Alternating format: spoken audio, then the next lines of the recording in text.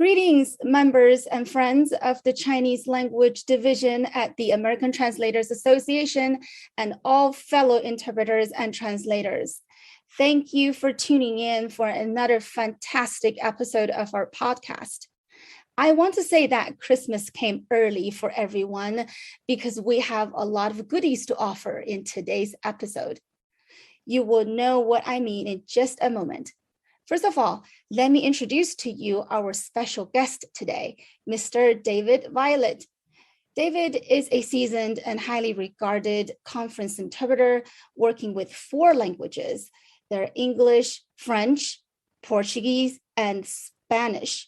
During the 4 decades of David's professional interpreting career, he has worked as staff interpreter and translator at the United Nations and at the International Criminal Court.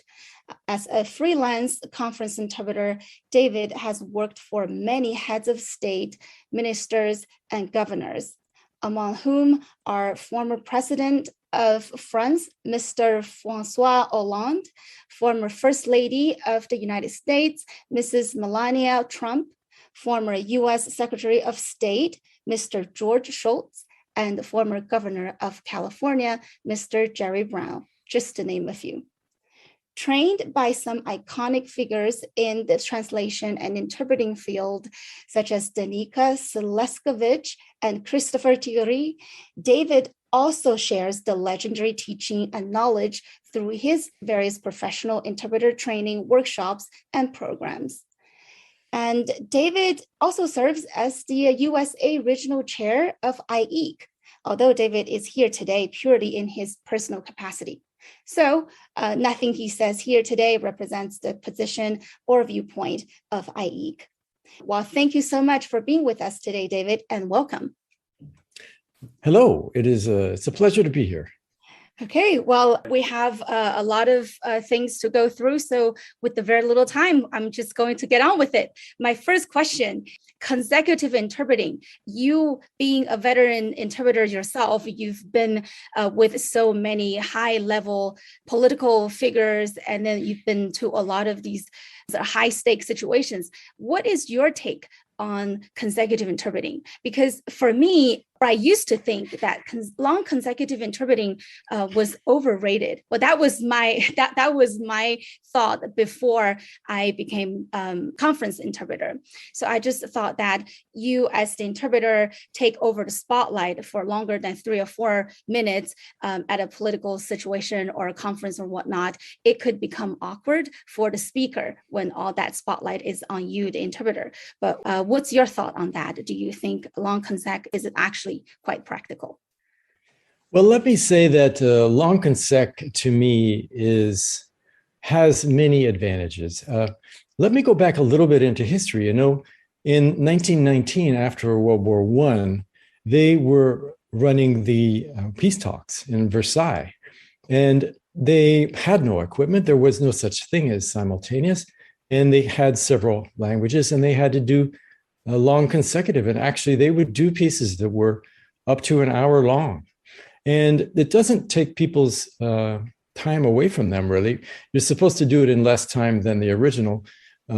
So it's not like you're stealing the spotlight, although it does happen that people are quite appreciative that somebody can possibly do a piece that is so long. Now, of course, 1 hour long is not standard. Usually you will do 5 minutes, 10 minutes, or something like that.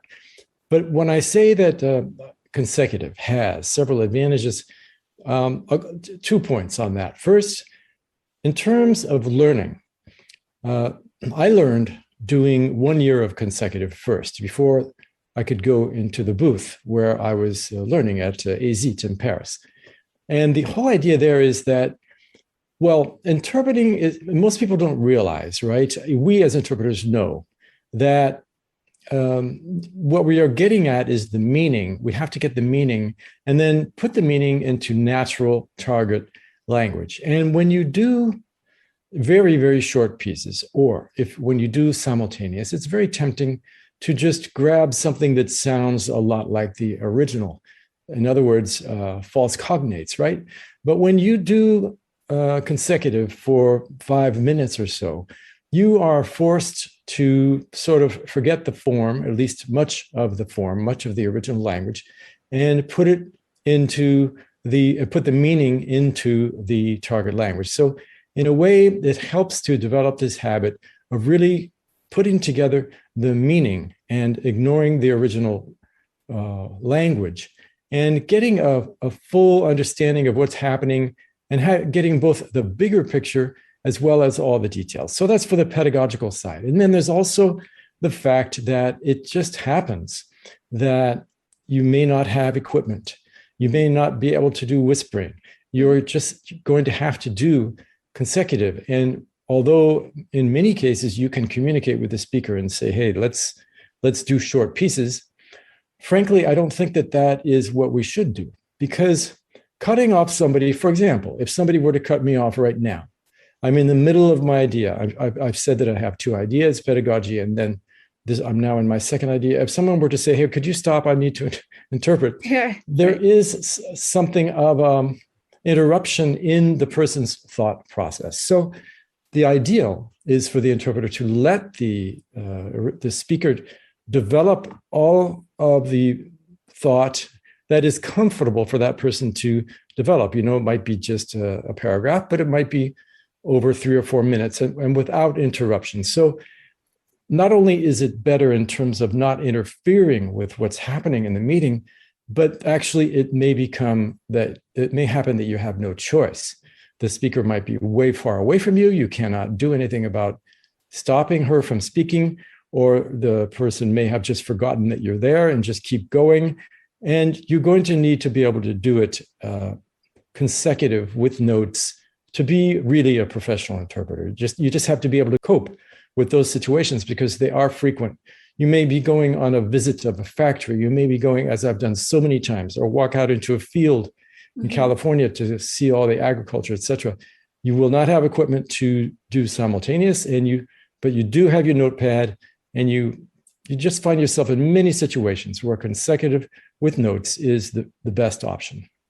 Professional interpreters are actually expected to render their interpretation in a much shorter segment than what the speaker had said in the first place. As professional interpreters, part of our job is to really take what the speaker says in the first place, to maybe summarize it and to make the logic even stand out a lot better than the original speech. However, I was trained as a court interpreter before I got trained as a conference interpreter. You also worked at the International Criminal Court. Now, between working at the ICC and also working at these high-stake political situations, or even at the UN or other, say, business negotiations or business meetings, how do you feel the interpreting styles are different, or are they different at all? Well, that's very interesting. First, let me zero in on one of the terms that you used, and it's a bit of a point where I may not agree. In real consecutive, we do not summarize. We do not eliminate anything. If the speaker gives 17 points, each one with a number down to the third decimal point, we also give 17 points with every number down to the whatever decimal point. We don't eliminate anything in that sense. I mean, summary can mean something else, I guess, but we are not going to just give the gist or the summary. We are going to give the whole thing. Now, when we say that we will take less time than the original, the reason is that most people, when they speak, like as I'm speaking right now, on the basis of what they just said, they start looking for the next thing they're going to say. So in a way, they're sort of like walking through the forest and finding their path. Whereas the interpreter has the path already laid out.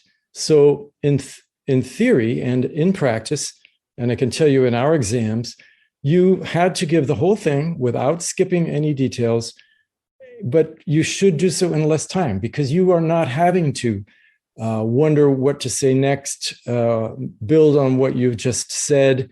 And, sort of like I'm doing now, if you speak off the cuff, you you figure out what to say on the basis of what you just said, and you're a little bit slower than someone who already has it all down. So the let's not confuse doing it in less time with leaving things out. You do not leave anything out. Now, the part about summarizing, the differences between court work and conference interpreting. Obviously, when you are doing a consecutive in, let's say, a political speech situation, you're very aware of all the nuances, all of the impact, and you're aiming more at getting the purpose of the speaker across in your style. You're not leaving anything out, but you are maybe a little more weighting one thing more than something else. Now, whereas in court interpreting, I think that it's important for the judge and the jury to know, for example, that the speaker is hesitating or using very illiterate language, for example, that might be part of the evidence. So in court interpreting, you need to be more literal, more and put across more of that kind of information. Whereas in political or diplomatic consecutive, you may be more aware of what the actual impact is. So, for example, let's say an ambassador is trying to smooth over a point, and you are aware of that. So, for example, there's been a problem between two countries, and the ambassador is trying to charm people and to make everything seem okay. You have that purpose in mind. You want to be serving that purpose, even though it doesn't mean you leave something out or you add anything. It's just that you are more wary of being faithful to the spirit and less maybe to the letter of what is said.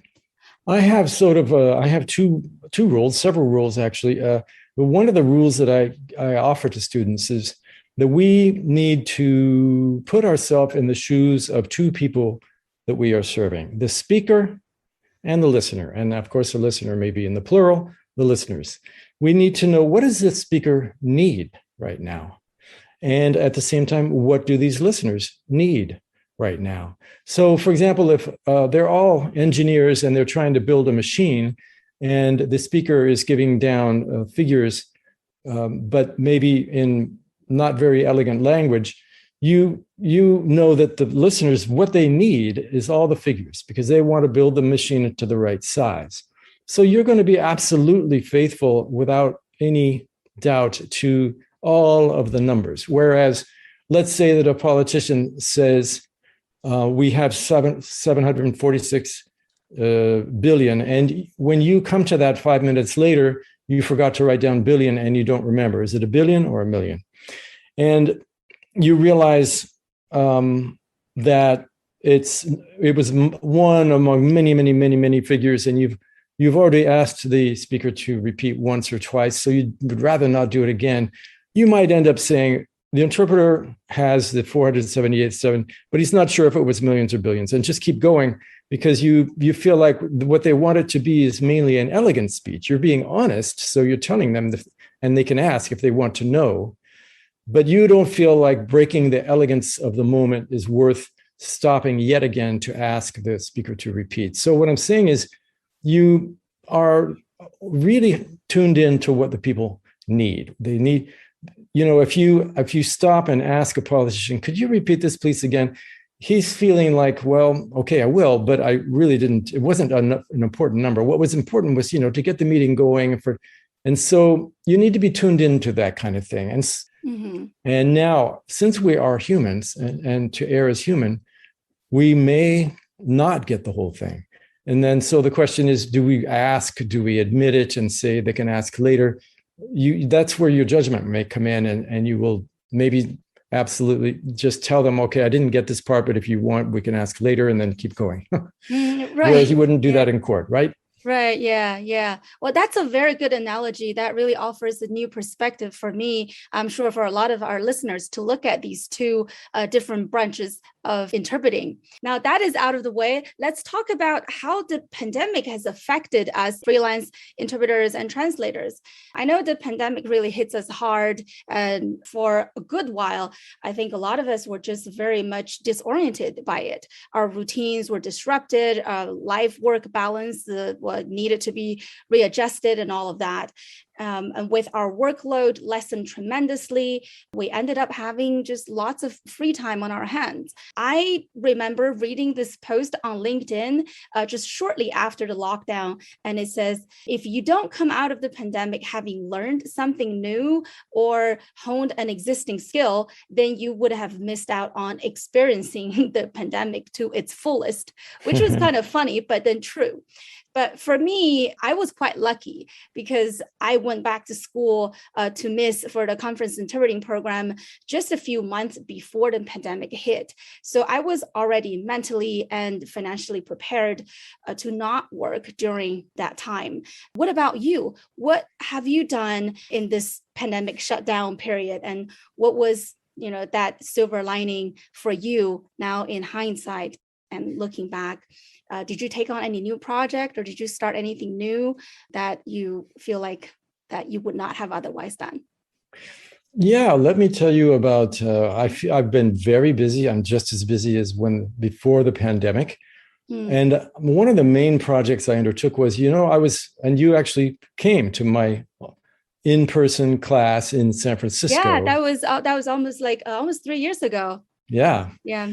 Okay, when you do note-taking for consecutive interpreting, it's like learning the piano. A class like that, I can show you the keys, or black and white keys. I can show you the score. There's half notes, eighth notes, 16th notes. I can tell you about Beethoven, and we can do some scales, but that's about it. Right. You can't do much without practice. So the way I saw it was, these people took this class from me, but if they don't practice, they're going to forget everything. Mm-hmm. And so I started holding practices online. That's one thing that I did during the pandemic. I started about 1.5 years ago, and we've had it twice a week, although we had a break for a couple of months around Christmas. Mm-hmm. So that's one thing I did during the pandemic. I also took recordings of my class, and I've put them into a recorded form where people can access them that way. And so that's another thing that I've been working on. I've also undertaken some health projects. I've been very good about getting out and getting some exercise. I did a lot of kiteboarding. Now, I'm an avid tango dancer, and I could not dance tango. I still am a bit wary about that. So, but I have been doing some sports. And of course, the whole interpreting world has been turned upside down. Now we all have to work online, like we're having this talk here today. Mm-hmm. And that's just the way it is now. And in some ways we've discovered, hey, we can be more in touch with people than we were before, because you don't have to take an airplane. And yes.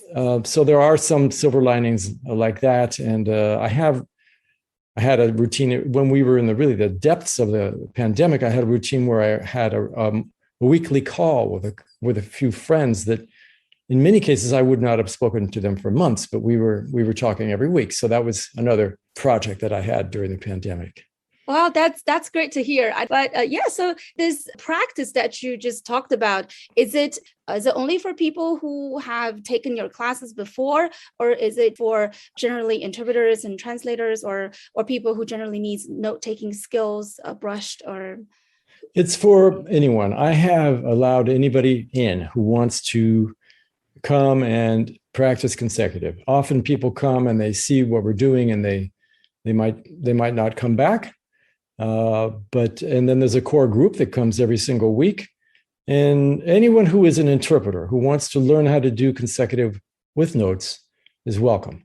We've had a lot of people come through, and what we do is we do interpreting within one language. This is the way Seleskovich used to do it in Paris because she used to run a class that had all of the languages mixed. So she would actually do it from French into French.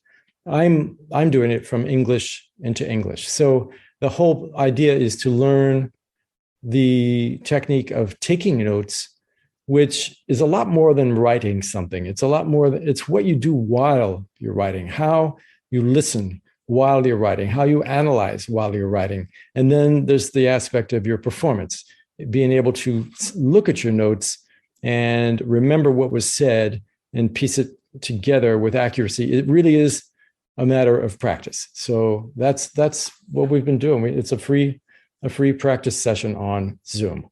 That's very good. And to our listeners, that is one of our goodies for today's session. So I think you should all take advantage of that. David is offering it for free. And he is, how often do you get a chance to practice consecutive interpreting, note-taking skills with a veteran or seasoned interpreters like David? So I think anyone who's out there who's interested, give it a try. I know I'm going to sign up myself. One more thing, David, I know I particularly agree with what you said about knowing something. And if you don't practice that, then it's almost as good as not knowing it.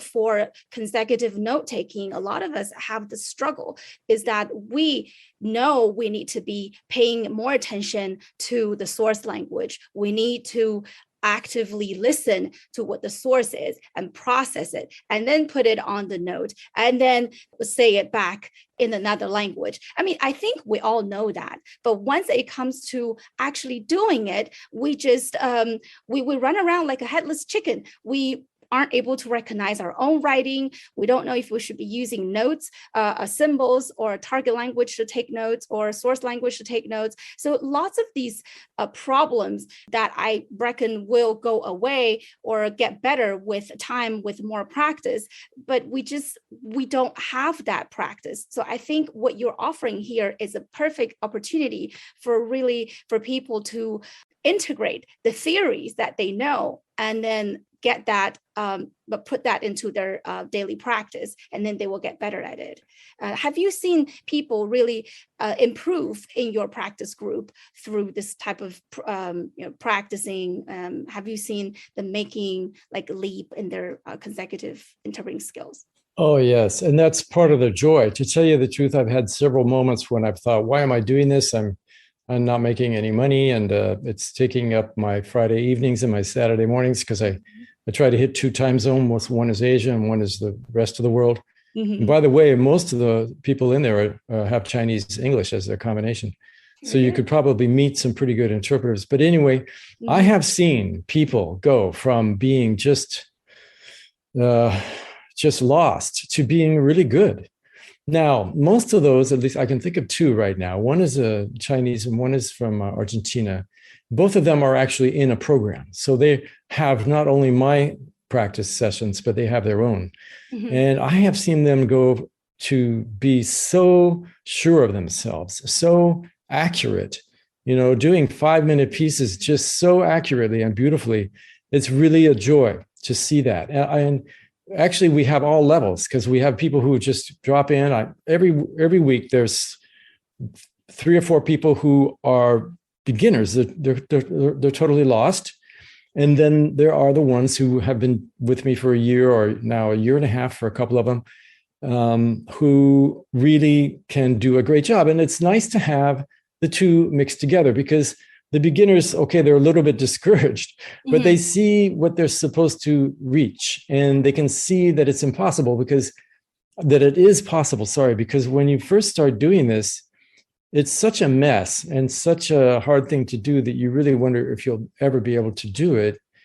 But when you see someone else who's just been doing it for 6 months or so do a good job, who to, emulate. Right. So, yeah, it's been a joy to see how much progress I've seen people make.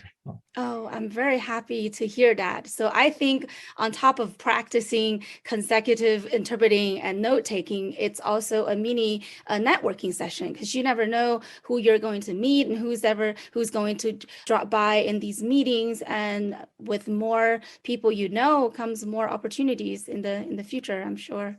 That's exactly right. And that's one of the purposes. In fact, I have a Facebook group and a LinkedIn group where they are supposed to meet.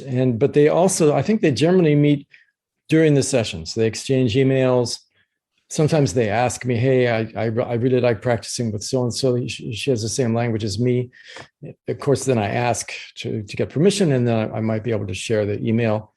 But yeah, the whole idea is you can see, hey, that person has got it together. That person has my language combination.